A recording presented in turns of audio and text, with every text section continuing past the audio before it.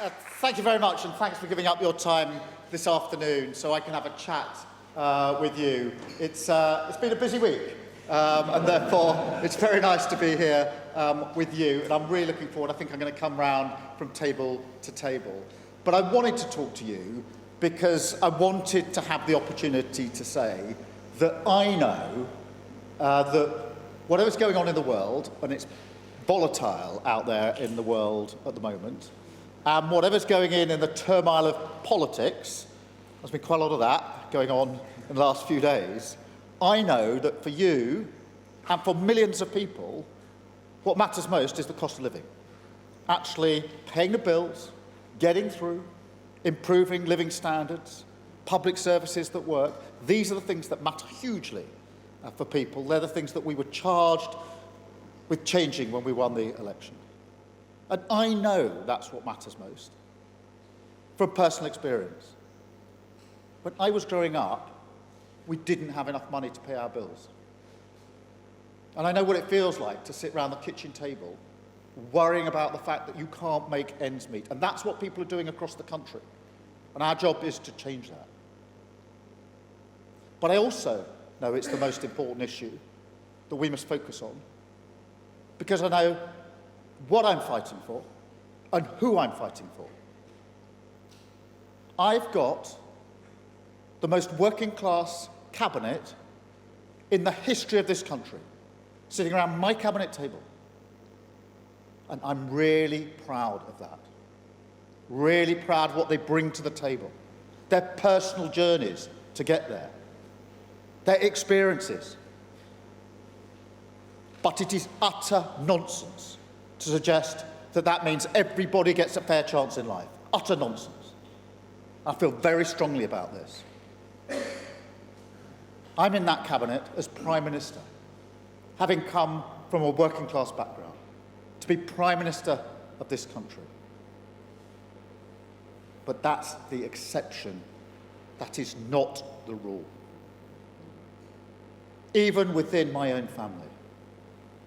My brother, who died last year, he had difficulties learning when he was growing up.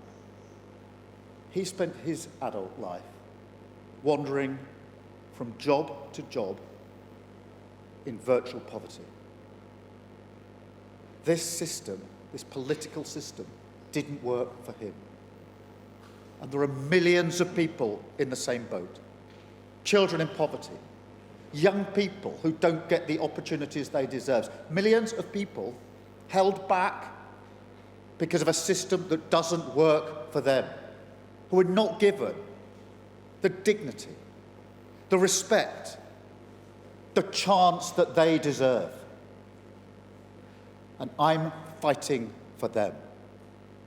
I am their Prime Minister, and this is their government. And I will never give up on that fight. There are some people in recent days who say the Labour government should have a different fight, a fight with itself, instead of a fight for the millions of people who need us to fight for them. And I say to them, I will never walk away from the mandate I was given to change this country. I will never walk away from the people that I am charged with fighting for. And I will never walk away from the country that I love. And that is the country who I truly believe we are, a compassionate, reasonable, live and let live country, a diverse country, where given half the chance, we'll help each other out.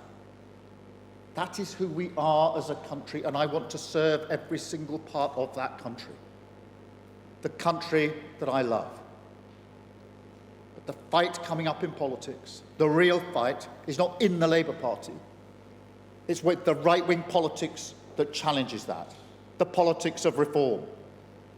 The politics of divide, divide, divide. Grievance, grievance, grievance. That will tear our country apart. That is the fight that we are in. And I will be in that fight as long as I have breath in my body. Thank you so much for listening to me. I'm now looking forward to a nice cup of tea. Thank you very much. Thank you.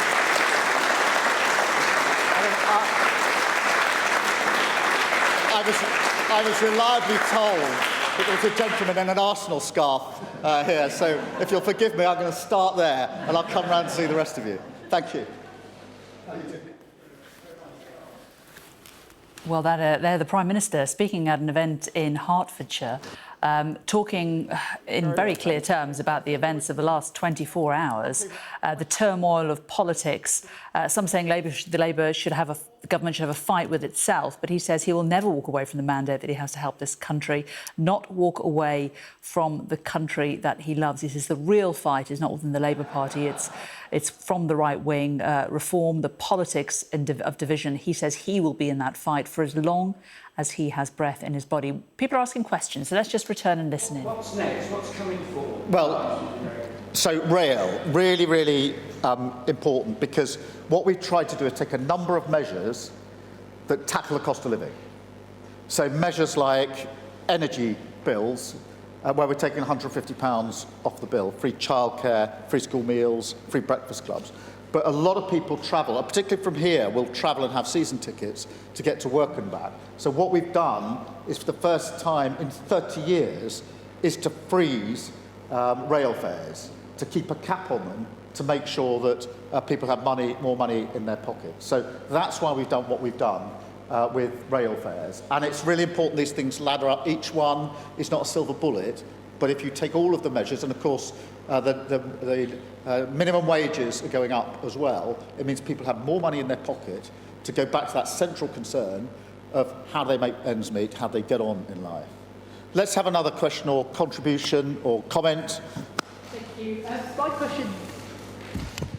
My question's about energy bills, and this winter I've been pleased to notice that my fuel bill hasn't been as high because it's been damp as it is today, but it hasn't been as cold. So what's the government going to do for us going forward if we have a cold winter ahead next year? Yeah, so really good, because I think for many people the energy bill is the one at the moment they worry about the most, particularly in the winter period. And so what we're doing is, in April, we're taking £150 off the energy bills for every single household. So £150 off the bill. For those 6 million who are the sort of poorer households in the country, we've already taken 150 off. So for them, there's both elements of this, which is really important. I should say there's another element of this, and that is what's going on internationally, because the conflict in Ukraine doubled your energy bills. So Ukraine isn't some distant conflict where it's a battle between right and wrong, which it is, and we stand with the Ukrainians. It's actually something that comes effectively through your letterbox every month, because the bills have gone up. They're still 40% higher because of the conflict in Ukraine. So the work we're doing internationally to try to get to a just and lasting peace in Ukraine, which is really important in its own right for Ukrainians, for Europe and for us, is also really important for getting our energy bills down. And that'll get it down by a lot more than £150. So both of those need to come together. Is there anything more you would do? Oh, I don't know. But it does worry. I mean, energy bills really worry people, because they then don't turn the heating on, don't turn it up so high. These are all the things that ladder up to people feeling, I'm not getting the deal I should be getting in life. I'm not being able to do what I should be able to do. And it really, really matters to people. Who else has got a question? Yes, sir. The child poverty strategy came out in the end of 25 is really strong. What my question is that with resources getting really stretched, you know, a housing association calls them a tenant, GP calls them a patient, a school calls them a pupil. They're the same people with the same issues. And how do you get these different silos to communicate, use it as a framework, to collaborate more so resources and funding can be used to really support the families that everyone is here for?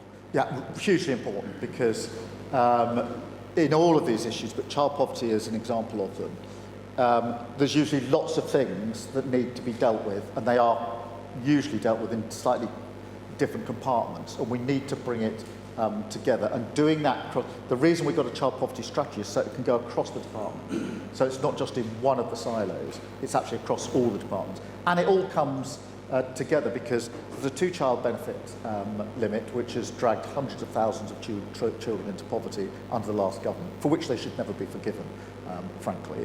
But at the same time, there's the work that needs to be done to ensure that people get more money in their pocket through wages that actually reflect the job that they're doing, wages that if their minimum wages are rising. There's the work that needs to be done on free school meals, which we're rolling out to a much greater extent, free breakfast clubs. And but that's not just about money, that is also about giving children a chance. Because if you arrive at school with no breakfast, you're not going to learn very much. Whereas if you go to a breakfast club, get something to eat, you can have a better chance. And so that child won't be held back. And it goes back to this business about being held back. Children in poverty struggle to reach their full potential. There is shed loads of evidence to that effect. So the policy of holding children back in poverty is a policy of holding children back from their potential. And it is, a myth to suggest that people can go as far as their talent will take them. You can't go as far as your talent will take you if you're growing up in poverty. And that's why it is about money, but it's about who we are, what we believe in, and who we're fighting for. Did I see a hand over here? Yes, sir. My name's Johnny, and I work for a youth homelessness charity. So coming up in age range slightly from child poverty strategy. So the homelessness generally? Yeah. So, and particularly for young people, and we know that the single biggest cause of youth homelessness is family breakdown. So I'm interested in what support there is for those interventions that can be designed to keep families together, so that we don't end up with a lost generation who are left without homes. So I think that support for prevention services is critical. Really important. I mean, on homelessness, we've put in £3.5 billion, so a record amount into homelessness. We put in 37 million to help organisations that are helping with homelessness, because they tend to know in their own patch what the best thing to do is. And so we need to provide the support so people have got a roof over their head. But the real way to tackle this is to make sure people don't get into that position in the first place. And that can be marriage breakdown, family breakdown, can be very often mental health, particularly with younger people, and of course poverty. So we need to put in the mental health provision, and brings me back to cost of living. We need to make sure that people have got adequate resource. The other thing that is really important is to get rid of no-fault evictions, which we're doing, because too many people have a roof over their head and then they don't have a roof over their head through no fault of their own. So all these things need to ladder up. Yes, we need to, where people are already homeless, provide the support to get them somewhere to, and it's not just a roof over your head, it is a roof over your head, that really matters, but you will know it's the other support that needs to go in around it. Otherwise, it tends to be temporary and relapse rather than actually a root off, but we need to get to grips with the root causes of it as well. Thank you very much. I'm going to have that cup of tea now, if you don't mind. Well, a slight delay on that cup of tea, and the chap with the Arsenal scarf looks like he's got up and given him his seat. But yeah, so Keir Starmer basically saying to the audience there, he is not quitting. He will never walk away from his mandate, never walk away from the country that he loves. Let's bring in our chief political correspondent, John Craig, who can give us his thoughts about what he heard from the Prime Minister there. So pretty bullish, the Prime Minister, and also talking quite passionately and quite personally about his brother. He's talked about his brother before, but I'm not sure he's talked about it in quite such personal terms. He has in some of his interviews, actually. His brother was Nick Starmer. He died at the age of 60. He had cancer. He died on Boxing Day 2024. And the Prime Minister has talked about how it hit him quite hard and he had to go and clear out his brother's house and so on. It was all terribly sad. But the main message there was identical to the one he gave MPs last night at the Parliamentary Labour Party meeting. I won't walk away. Defiant talk there. But his manner there was very cordial, very friendly. When I saw him arrive at the PLP at 6 o'clock last night, he had a face like thunder. He sort of brushed past everybody in the corridor, went straight in, not so much as a good evening or anything. He seemed to be in a pretty bad mood. By all accounts, his performance with MPs went down pretty well. And you can see there, a pretty gentle audience there. He was at a community centre in Hertfordshire, and he took, 4 or 5 questions, and he was quite patient in taking them. And no doubt those who work with him will say, well, he's good in that sort of setting. And he did seem more relaxed, no doubt relieved after the events of the last 24 hours turned out not so bad as he feared they might at one stage.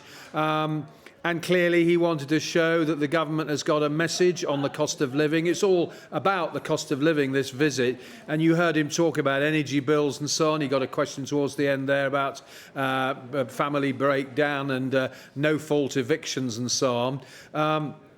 And so I believe he will probably feel that he's back on a more friendly environment, really, with some people in a community centre, rather than some of his pesky MPs. Although it's fair to say that the majority of MPs, his MPs, seem to be, on the evidence of last night, backing him. Although I should tell you, very shortly, there's a meeting of the Scottish Labour MPs at Westminster, and we await to see whether they're going to back the Prime Minister or Anas Sarwar.